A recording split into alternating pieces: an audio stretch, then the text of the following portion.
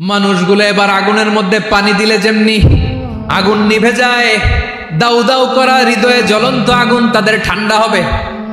কিয়ামতের ময়দানে ওই বিভীষিকাময় সময়ে মুসিবতের কালে মানুষগুলো পাগল হয়ে বিশ্বনবীকে খুঁজতে আরম্ভ করবে। সবাই মিলে বিশ্বনবীর কাছে যেয়ে বলবে, ইয়া রাহমাতাল লিল আলামিন, ইয়া খাতামান নবীন, রাহমাতাল লিল আলামিন। দেখেন আমাদের কি অবস্থা, কি কঠিন বিপদে আমরা আছি, দাঁড়াতে পারি না, সূর্যের আলোতে ঘেমে হয়রান। আজকে কেউ সুপারিশ করতে পারবে না। সব নবীরা অপারগতা স্বীকার করেছে, তারা বলেছে আপনি ছাড়া কেউ নাকি আল্লাহর সামনে দাঁড়াতে পারবেন না, আপনি একটু সুপারিশ করেন। বিশ্বনবী বলবেন, আসো আসো, আজকের দিনে আমি ছাড়া আল্লাহর সামনে কেউ দাঁড়াতে পারবে না। বিশ্বনবী মাকামে মাহমুদে যে আল্লাহু আকবার বলে সিজদায় লুটিয়ে পড়বেন। আল্লাহ রাব্বুল আলামিন বিশ্বনবীকে এমন কিছু চমৎকার শব্দ শিখাবেন, ওই শব্দগুলো দিয়ে আল্লাহর প্রশংসা করে বিশ্বনবী কাঁদতে আরম্ভ করবেন। বিশ্বনবী এমন ভাবে অজর দ্বারায় সিজদায় লুটিয়ে পড়ে কাঁদবেন, রব্বুল আলামিনের রহমতের দরিয়ায় জোশ লেগে যাবে। রব্বুল আলামিন এই দৃশ্য থেকে সহ্য করতে পারবেন না। রব্বুল আলামিন বলবেন, ইয়া মুহাম্মদ ইরফা রাসাক, ও নবী আপনি মাথা তোলেন। বিশ্বনবী বলেন, বিশ্বনবী একবার ছাগলের রান খাচ্ছিলেন, রান খেতে খেতে বিশ্বনবী বলেন, আনা সাইয়্যিদুন নাস ইয়াউমাল কিয়ামাহ, আমি কিয়ামতের দিন সর্বশ্রেষ্ঠ হব, মানুষের মধ্যে সর্বশ্রেষ্ঠ সেরা আমি বিশ্বনবী। আলহামদুলিল্লাহ পড়েন। বিশ্বনবী বলেন, সেদিনটা বড্ড ভয়ঙ্কর, সেদিন কেউ কারো কোনো উপকারে আসবে না, বন্ধু বন্ধুর কাজে আসবে না, স্ত্রী স্বামীর উপকারে আসবে না, স্বামী স্ত্রীর উপকারে আসবে না, পীর সাহেব মুরিদরে বাঁচাতে পারবে না, মুরিদ পীর সাহেবরে বাঁচাতে পারবে না, নেতা কর্মীর পরিচয় দিবে না, কর্মী নেতার পরিচয় দিবে না, ভাই বোনকে চিনবে না, বোন ভাইকে চিনবে না, বাবা তার সন্তানকে চিনবে না, মেয়েকে দেখে মা দৌড়ে দৌড়ে পালাবে। বড্ড ভয়ঙ্কর দিন। বিশ্বনবী বলবেন, জমিনটা এখনকার মতো থাকবে না, পুরো জমিনটা সমান হয়ে যাবে, ফ্ল্যাট। এখন তো গোল, তখন ফ্ল্যাট। সবাই এক জমিনের উপরে দাঁড়াবে, সূর্যটা মাথার কাছে চলে আসবে, সূর্যের গরমে মানুষের মাথার মগজ গলে গলে কানের ছিদ্র নাকের ছিদ্র দিয়ে বেয়ে বেয়ে পড়বে।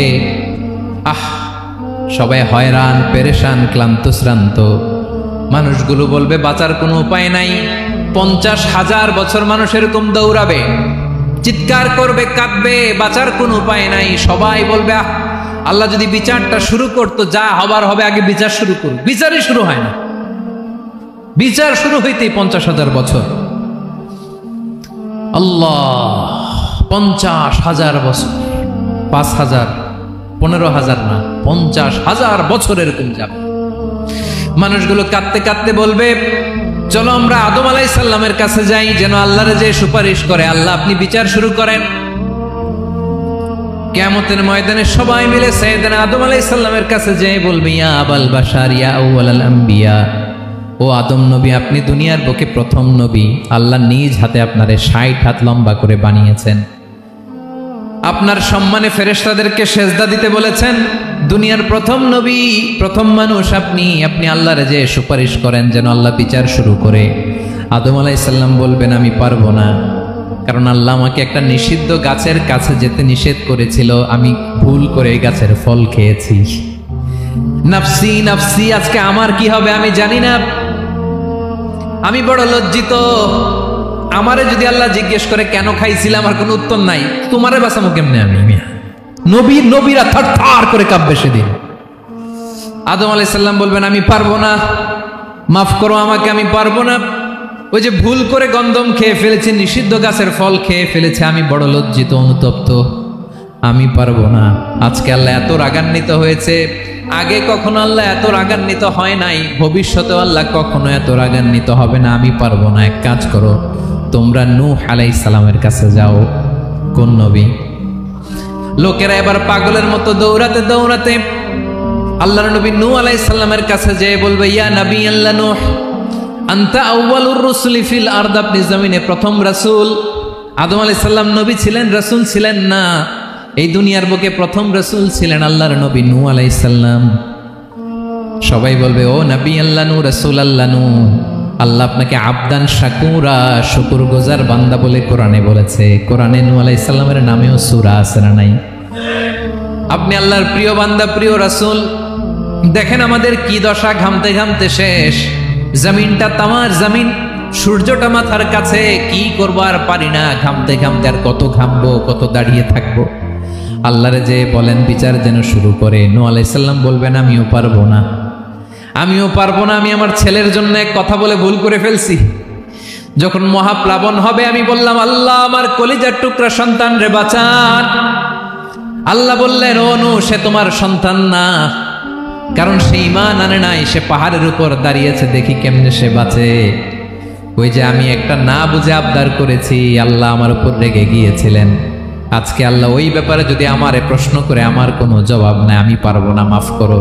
তোমরা সবাই মিলে আল্লাহর খালিল ইব্রাহিম আলাইহিস সালামের কাছে যাও।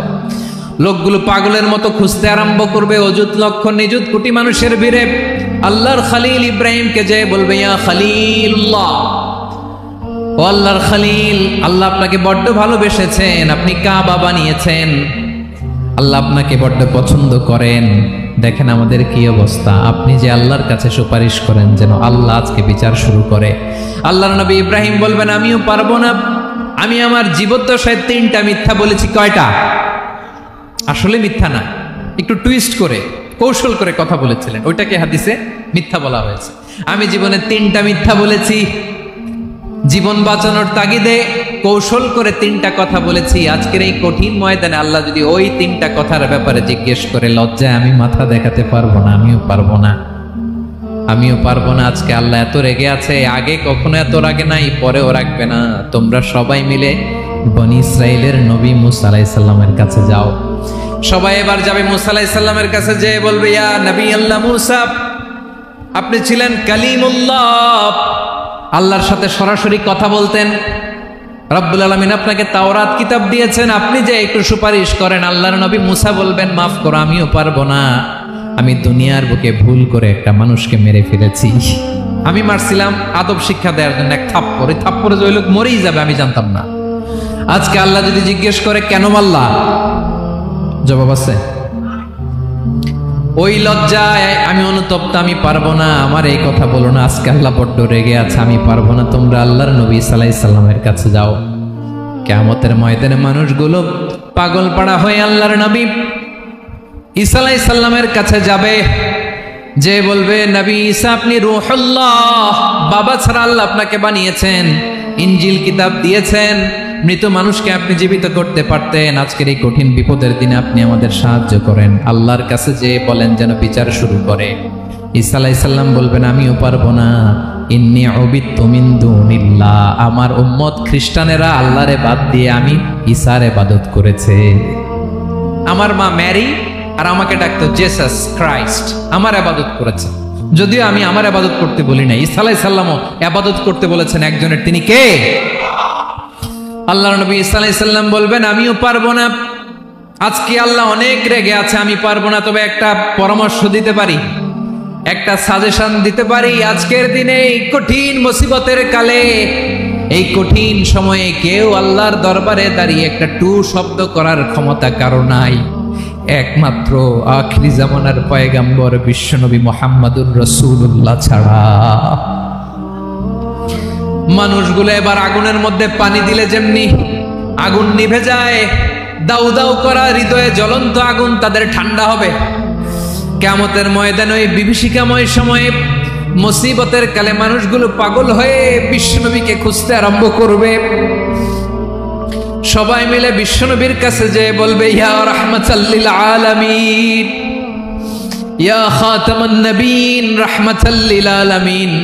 দেখেন আমাদের কি অবস্থা, কি কঠিন বিপদে আমরা আছি, দাঁড়াতে পারি না, সূর্যের আলোতে ঘেমে হয়রান। আজকে কেউ সুপারিশ করতে পারবে না।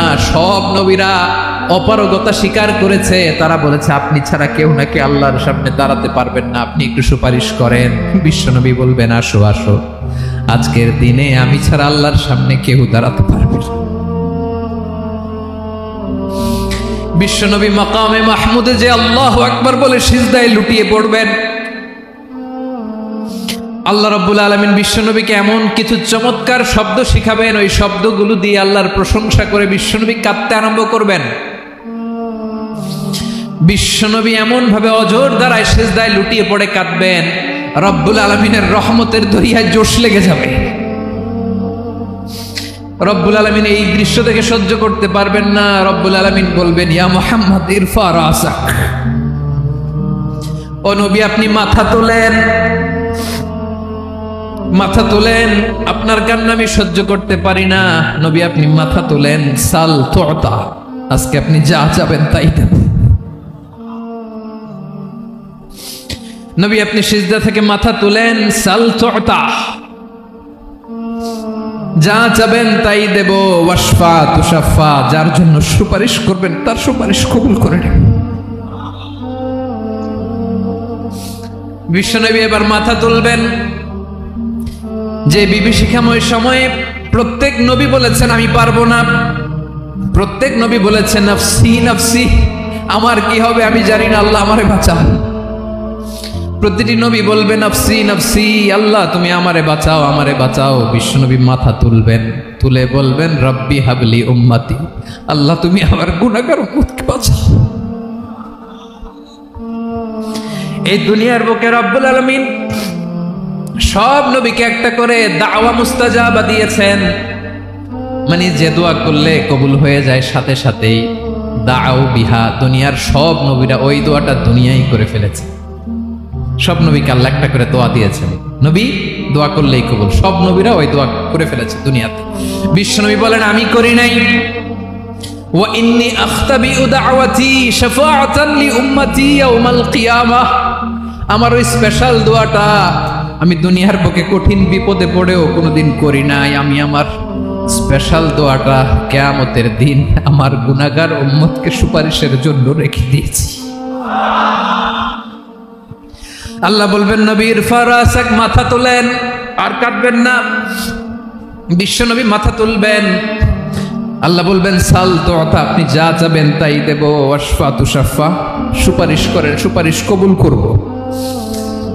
বিশ্বনবী বলবেন আল্লাহ ওই স্পেশাল দোয়াটা দুনিয়াতে করি নাই, আজকে আমি তোমার দরবারে দাঁড়িয়ে কিয়ামতের দিন ওই দোয়াটা করছি। আল্লাহ আমার যে উম্মতের হৃদয়ে যাররা পরিমাণ ঈমান আছে, আমার একটা উম্মতকেও তুমি জাহান্নামে ঢোকাতে পারবা না।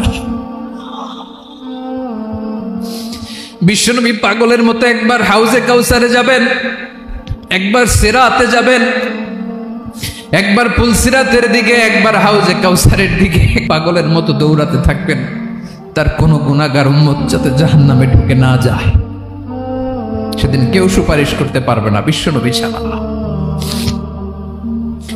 এজন্য 5 নম্বর আল্লাহ বললেন মান যাল্লাযী ইয়াশফাউ ইনদাহু ইল্লা বিইযনিহি, কার সাহস আছে, কার এত বড় বুকের পাটা কিয়ামতের কঠিন দিন আল্লাহর সামনে দাঁড়িয়ে সুপারিশ করবে? কারো ক্ষমতা নেই, কারো ক্ষমতা নাই।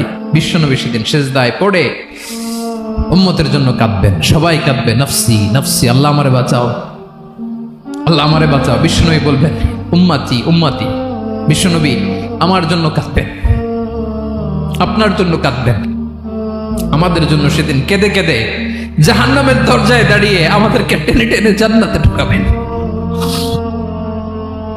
এজন্য এই বিশ্বনবীর ভালোবাসা যেন আমাদের হৃদয়ে ভরপুর থাকে। আমার ভাইয়েরা, প্রতি শুক্রবার বিশ্বনবীর উপরে বেশি বেশি যেন আমরা দুরূদ পড়ি। আমরা যখন বিশ্বনবীর সালাম দেই, দুরূদ পড়ি, একদল স্পেশাল ফেরেশতা আছে যারা বিশ্বনবীর দুরূদটা নিয়ে সরাসরি বিশ্বনবীর রওজায় যায়, যে বলে অমুকের বেটা অমুক আপনারে সালাম দিয়েছে। বিশ্বনবী নিজ কবরের থেকে নিজেই সালামের উত্তর দেয়।